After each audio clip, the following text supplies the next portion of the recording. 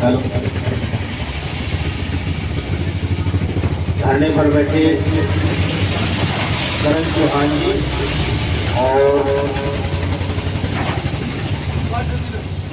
हिम्मतनगर गांव के ward number 39 में चौहान जी यहाँ आज 7वें दिन से लगातार धरने पर बैठे हुए हैं। हमें इस बात की जानकारी हुई तो हम चौहान जी से मिलने के लिए आए। सबसे पहले तो मैं इस कॉलोनी वालों का और चौहान जी का और उनकी पूरी टीम का तहे दिल से धन्यवाद दूंगा कि इन्होंने इनकी हौसले अफजाई की जितनी तारीफ की जाए वो कम है।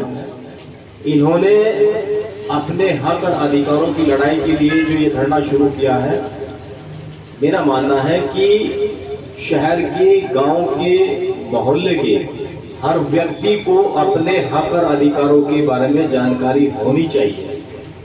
जिन लोगों को चुनकर मंत्री बना करके, विधायक बना करके या पार्षद बना करके, महापौर बना करके आप लोगों ने प्रशासन में बिठाया है सरकार चलाने के लिए, ये दायित्व दरअसल उन लोगों का होता है कि जो आम आदमी की जो परेशानी है उससे रूबरू होकर, आम आदमी की परेशानियों से अवगत होकर आम आदमी की परेशानियों का निस्तारण करें।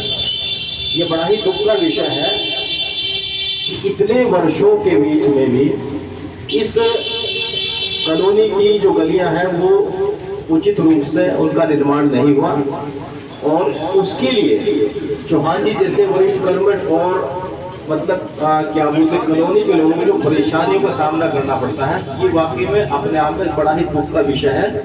ये दरअसल चौहान जी या कॉलोनी वालों का या शहर वालों का दायित्व नहीं बनता है, ये फर्ज बनता है उन लोगों का जिनको चुन करके शहर के, गांव के लोग प्रशासन और सरकार में भेजते हैं। ये उनका दायित्व बनता है। ये बड़ी दुख की बात है कि सरकार और प्रशासन में बैठे लोगों ने जब कॉलोनी वासियों के, शहर वासियों की परेशानी की तरफ ध्यान नहीं दिया तो चौहान जी को विवशतापूर्ण मजबूरी में धरने पे बैठना पड़ा।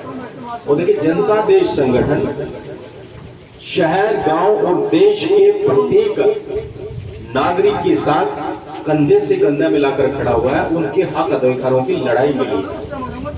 चौहान जी ने जैसे ही हमें बताया, हमें पता लगा, हम चौहान जी के पास में आए और जनता देश संगठन पूरे अपने परिवार के साथ में, पूरी टीम के साथ में उनका सहयोग करते, उनके धरने का पूर्ण समर्थन करते, उनकी मांगों का पूर्ण समर्थन करते हैं, क्योंकि ये उनकी व्यक्तिगत मांग नहीं है, ये पूरे कॉलोनी वासियों की और शहर वासियों की। मेरी आवाज कॉलोनी वासियों के पास में जहां तक पहुंच रही है, आप ये सुन लीजिए कि ये लड़ाई चौहान जी की अकेली नहीं है, ये आपके हक और अधिकारों के लिए यहाँ पर अनिश्चितकालीन धरने पर बैठे हुए हैं।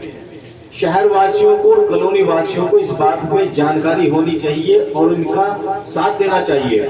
जब तक आप इनके साथ नहीं आएंगे, ये लड़ाई पूरी तरह से नहीं लड़ी जाएगी और जब तक आप इनके साथ कंधे से कंधा मिलाकर नहीं चलेंगे, इनके धरने को या इनके हौसले को प्रोत्साहन नहीं मिलेगा। मेरा कॉलोनी वासियों से, सभी से ये गुजारिश है कि चौहान जी के इस कदम में आप उनका तन मन धन से सहयोग करें, ताकि जो आपकी जो कॉलोनी वासियों की जो परेशानी है उस पर जितना जल्दी हो सके अमल किया जाए। और अगर यदि बात धरने से नहीं बनी तो दूसरे कड़े कदम भी उठाने पड़ेंगे। चौहान जी से मैं इस बारे में, जनता देश संगठन की पूरी टीम इस बारे में विस्तार पूर्वक चर्चा करेगी और हम प्रशासन को भी कल अवगत कराएंगे। और हम चौहान जी से इस बारे में विशेष आग्रह करना चाहेंगे। कल जनता देश संगठन का हकीकत नगर में महिला समूह की महिलाएं हैं, उनके वेतनमान बढ़ाने के लिए धरना है। मेरी गुजारिश है कॉलोनी वासियों से और शहर वासियों से और चौहान जी से कि वो कल वहां भी आए अपनी पूरी टीम के साथ में, अपने पूरे लाव लश्कर के साथ में। और हम चाहेंगे वहीं डीएम साहब वहीं आए, वहां भी दो लोगों के बीच में आपकी बात रखेंगे और हम संगठन के माध्यम से भी ज्ञापन सौंपेंगे, सरकार को अवगत कराएंगे कि ये देखिए आम आदमी की परेशानी है, हमें इसके लिए इनका सहयोग देना है और ये आम आदमी की जो परेशानी है इसकी तरफ प्रशासन को ध्यान देना चाहिए।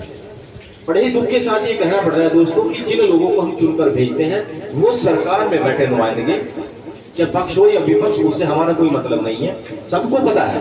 लेकिन उसके बावजूद भी यदि आम आदमी को इतनी परेशानियों का सामना करना पड़ता है तो मुझे बताइए वो प्रशासन या सरकार हमारे किस काम का।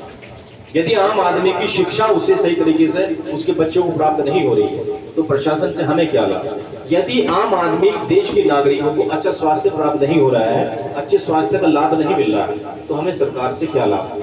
यदि पढ़े लिखे नौजवानों को सही तरीके से रोजगार नहीं मिल पा रहा है तो हम ऐसी सरकार का, ऐसे प्रशासन से क्या लाभ। यदि हमें ही धरने पे बैठना पड़ेगा अपनी छोटी छोटी परेशानियों को लेकर के, तो फिर सरकार में बैठे, प्रशासन में बैठे उन अधिकारियों का और मंत्रियों का, इस सरकार का क्या लाभ। यदि सब कुछ आम आदमी को ही करना है तो फिर मेरे ख्याल में नहीं करता, छोड़ देना चाहिए। यदि आम आदमी को ही सारी परेशानियां देखनी है, आम आदमी को ही सारे डिसीजन लेने देते, आप वहां क्यों बैठे? ये फर्ज बनता है। मैं तो चौहान जी आपसे यही गुजारिश करूंगा, और जनता दल संगठन आज भी कल भी, जब तक आप यहाँ बैठे, जब तक आपकी मांग कॉलोनी वासियों की जो परेशानी है दूर नहीं हो जाती, जनता दल संगठन तन मन धन से आपके साथ खड़ा हुआ, दिन हो या रात। आप जब बुलाए, जब हम आपके साथ खड़ेंगे और आपके साथ कंधे से कंधा मिलाकर के पूरा संगठन चलेगा।